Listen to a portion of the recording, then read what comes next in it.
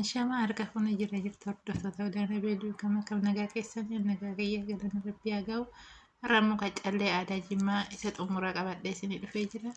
Kalecha garuu dhiifama sagaleen kiyya dhageessisu. Kaameraan isa sagaleen haa dhageessisu didee viidiyoon kalecha isinii gadhiise sagaleen isaan dhageessisu jecha hartanii dhiifama isiniin jedha ammaan booda bakka sagalee sana sirreessa.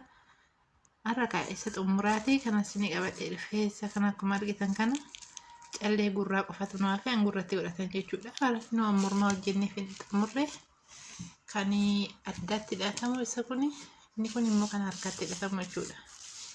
Harka keenya irratti kan hidhamu harka maal jedhama? Irree keenya irra oduun ta'in harka keenya as aangurratti kan hidhannu jechuudha. Isa kun xiqqaadha.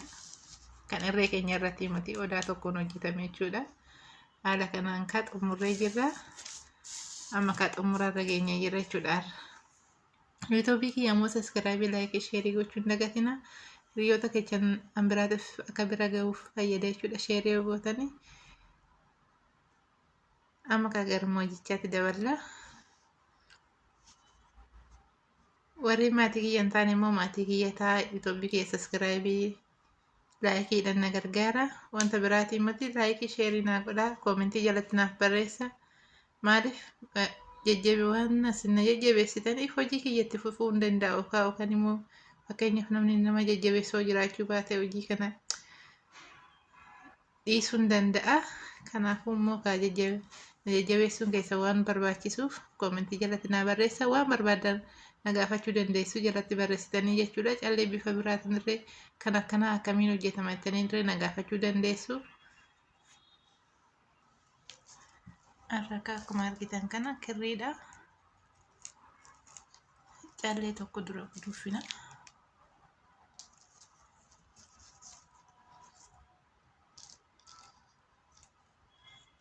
Callee tokkotti kan guduufina jechuudha.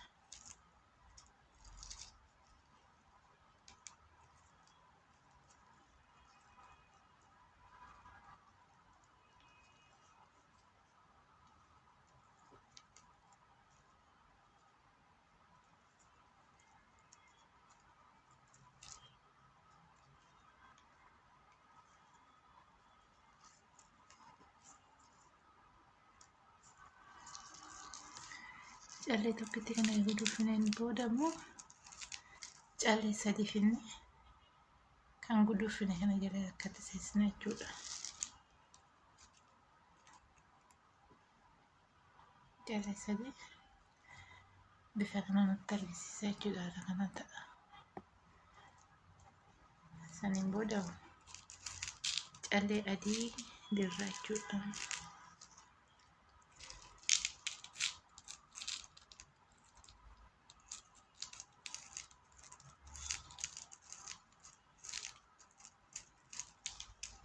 Haala kana.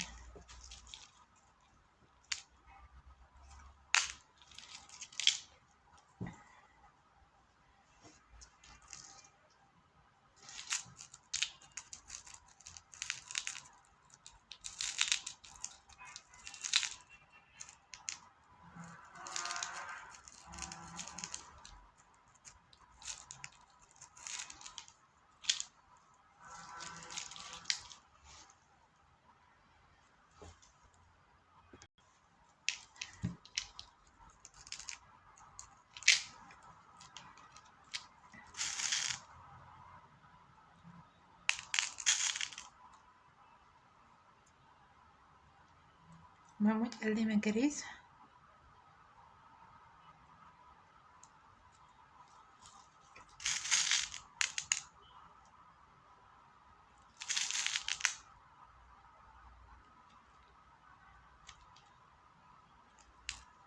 Kanan jechuudha. Akkuma argitan kanadha. Amma immoo callee adii 4. Haala kanan jechuudha.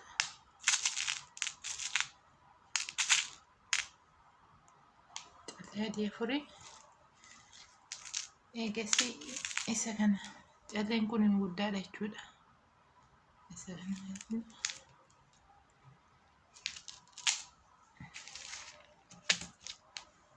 isa kanas qopheeffannee irra kana deebisnee maal buna asuma keessa seessina jechuudha.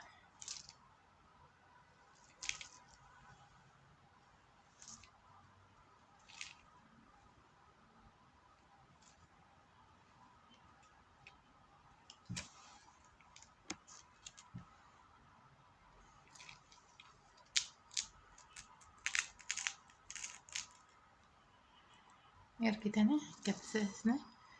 Egasii maal goona as jala seessina. Adii guddaa san jala seessina jechuudha kirrii. Haala kana sirriitti nu qabata jechuudha. Akkuma argitan kana gatti.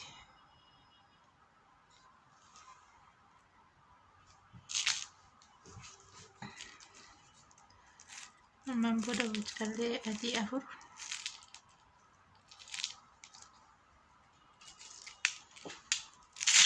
callee magariisa.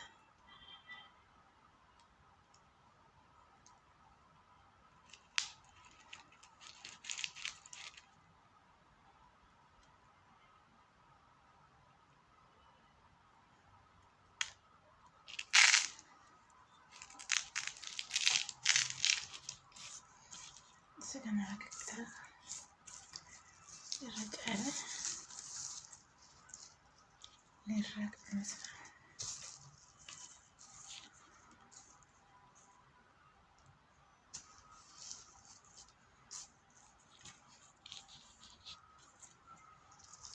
ammoo adii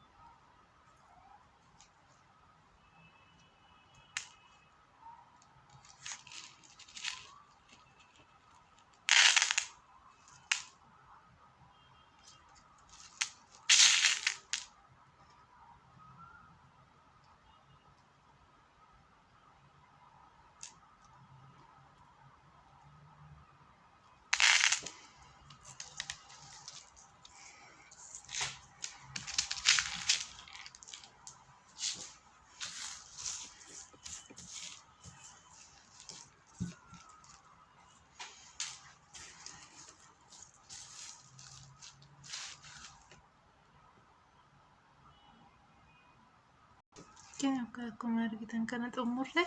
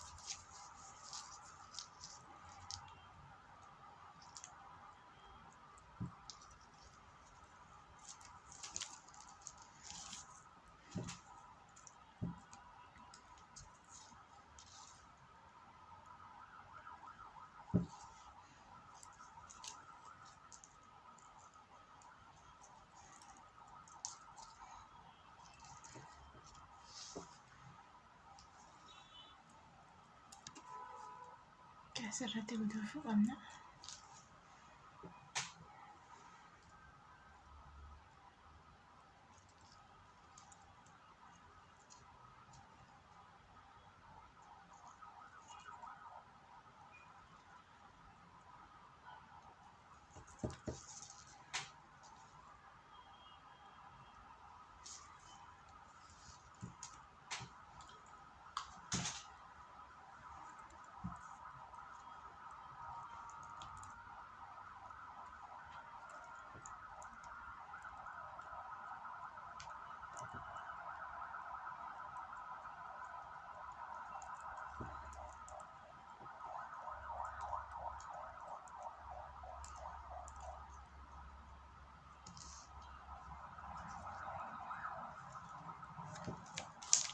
haala kanaan kenna wal duraatti xumurree jechuudha.